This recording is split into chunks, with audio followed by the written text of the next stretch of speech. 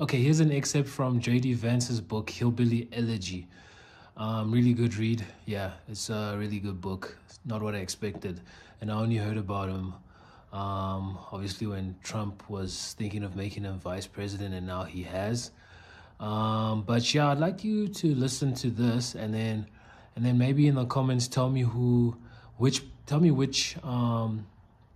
group of society he's speaking about, or which group you think he's speaking about. This was my world, a world of truly irrational behavior. We spend our way into the poorhouse. We buy giant TVs and iPads. Our children wear nice clothes thanks to high-interest credit cards and payday loans.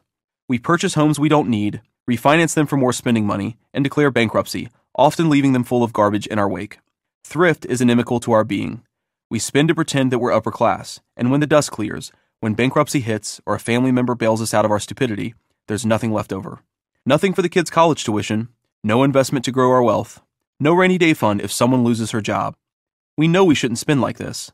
Sometimes we beat ourselves up over it, but we do it anyway. Our homes are a chaotic mess. We scream and yell at each other like we're spectators at a football game.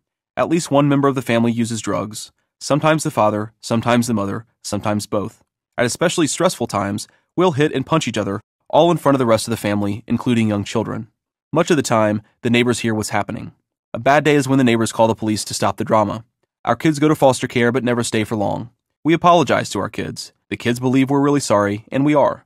But then we act just as mean a few days later. We don't study as children, and we don't make our kids study when we're parents. Our kids perform poorly in school. We might get angry with them, but we never give them the tools, like peace and quiet at home, to succeed. Even the best and brightest will likely go to college close to home if they survive the war zone in their own home. I don't care if you got into Notre Dame, we say. You can get a fine, cheap education at the community college.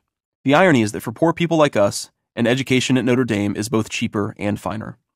We choose not to work when we should be looking for jobs. Sometimes we'll get a job, but it won't last.